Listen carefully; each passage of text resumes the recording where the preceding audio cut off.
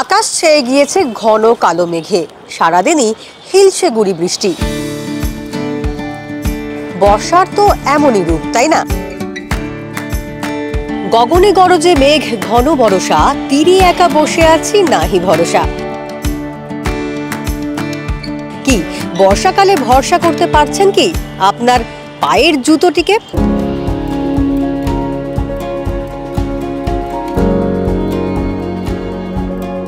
বর্ষাকাল আসলেই বাজারে ছেয়ে যায় প্লাস্টিকের জুতোয়, কারণ অনেকেই মনে করেন বৃষ্টি পড়লেই প্লাস্টিকের জুতো পরলেই ব্যাস একেবারে নিরাপদ। কিন্তু না, এই প্লাস্টিকের জুতোতেই লুকিয়ে আছে বিপদ, বলছেন বিশেষজ্ঞরা। কিরকম বিপদ, চলুন দেখুন। বর্ষার সময় আসলে আমি দেখেছি যে বিভিন্ন ধরনের চামড়ার যে ফুটের চামড়া, পায়ের চামড়া, যে পায়ের তলার চামড়া, তার অনেক রকমের রোগ আমরা দেখি।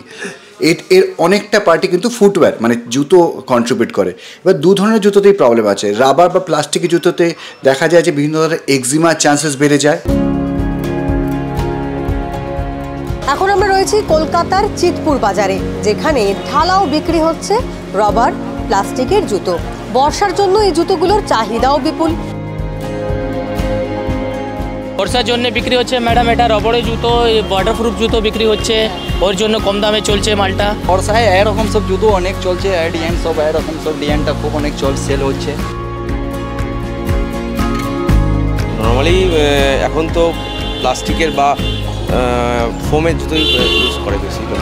সাধারণ মানুষের যেরকম সামর্থ্য থাকে, যার যেরকম, কেউ ব্র্যান্ডেড পরে, কেউ লোকাল পরে।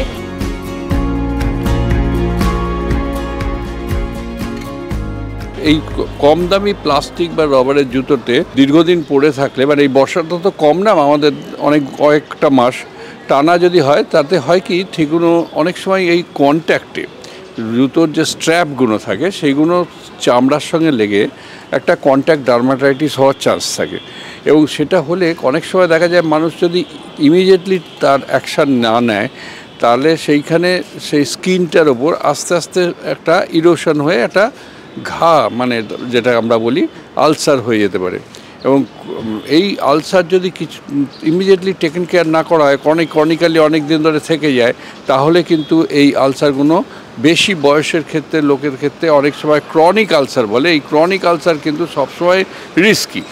কম কেস হলেও দেয়ার রিস্ক ফর ইভেন ম্যালিগন্যান্সি পর্যন্ত যেতে পারে এই ক্রনিক আলসার। দেখুন, প্লাস্টিকের জুতোতে কী কী সমস্যা হতে পারে। প্লাস্টিকের জুতোতে বিভিন্ন রকম এক্সিমা হতে পারে। এর মধ্যে প্লাস্টিক এবং রাবার জুতো, যেহেতু রাবারটা আমরা যেটাকে ল্যাটেক্স মেটেরিয়াল বলি, রাবার, হাওয়াই চপ্পল, এই ধরনের যে মেটেরিয়ালগুলো আছে তাতে ডাইরেক্টলি এক্সিমা হয়। আর প্লাস্টিকের ক্ষেত্রে কী হয়, অনেক সময় প্লাস্টিককে ফার্ম করার জন্য ফিউমারেট ইউজ করা হয়, বা যে গামগুলো ইউজ করছে তাতে এক ধরনের কেমিক্যাল থাকছে, বা কালারিং মেটেরিয়াল ইউজ করছে যেমন প্যারাফিনাল, ডায়মন্ড, এই ধরনের জিনিসগুলোর জন্য এক্সিমা হয়। Plastic itself may be neutral, কিন্তু যেগুলো ওকে ফার্ম করতে, তাকে শেপ দিতে বা তাকে দিয়ে জুতো তৈরি করতে যেগুলো ইউজ করছে সেইগুলোতে হয়। আর বর্ষার সময় পা ভিজে থাকে বলে এই অ্যালার্জেনগুলো যেটা আপনার জুতোতে থাকে, স্পেশালি প্লাস্টিকের জুতো, স্পেশালি রাবারের জুতো, তা থেকে কিন্তু এই অ্যালার্জেনগুলো খুব চুয়ে চুয়ে শরীরে টাচ করতে শুরু করে। এবং যারা এক্সিমা প্রোন, তাদের ক্ষেত্রে এই এক্সিমা পরিমাণ অনেক বেশি পরিমাণে দেখা যায়। এগুলো হতেই পারে, কিন্তু আমরা মিডল ক্লাস ফ্যামিলি, যেটা আমাদের কমফোর্টেবল হয় সেই হিসাবে নিয়ে নিই। না, ভালো জুতোও পরি, এগুলোও পরি, সবই পরতে হয়। কিছু কিছু সময় লোকালও চালাতে হয়, কিছু কিছু সময় ভালো এগুলো পরতে হয়। চীন থেকেও বেশ কিছু জুতো এসছে এই সমস্ত বাজারে। এগুলো সব চায়না চলছে একদম ভালো করে মালটা, অর্ডারটা বিক্রি भी হচ্ছে, চলছে মালটা একদম। লাগবে নিয়ে যাও, আপনি भी। চায়না প্লাস্টিক नहीं, রবড়ই আছে, এটা भी চায়না, भी কেমিক্যালের দিকে চায়নাই মালটা আছে ওটা भी। আচ্ছা, এগুলো আসে কোথা থেকে জুতোগুলো? এটা চায়না থেকেই আসছে, চায়না থেকে বড় বড় এজেন্সি আছে, লোকটা নিয়েছে, লোকটা মালটা বের করছে, মালটা বিক্রি হচ্ছে ওর জন্য। কীরকম দাম এগুলো? এগুলো 250, 300, 200 এরকমই মালটার দাম থাকে। যে ধরনের প্লাস্টিক নন ব্র্যান্ডেড জুতোতে ইউজ করে, সেই ধরনের প্লাস্টিক ভীষণভাবে অ্যালার্জিক।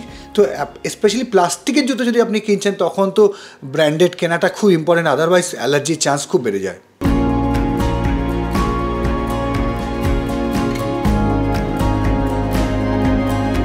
যদি বর্ষায় এরকম যাদের রাবারের জুতো ইউজ করতেই হয়, তাহলে সেটা কন্টিনিউয়াস না ইউজ করা। যদি দেখা যায় যে কোনো রকম লাল ভাব বা একটা ইচিং এগুলো হচ্ছে, তাহলে ইমিডিয়েটলি সেটা প্রথম দিকেই এটা টেক কেয়ার করা।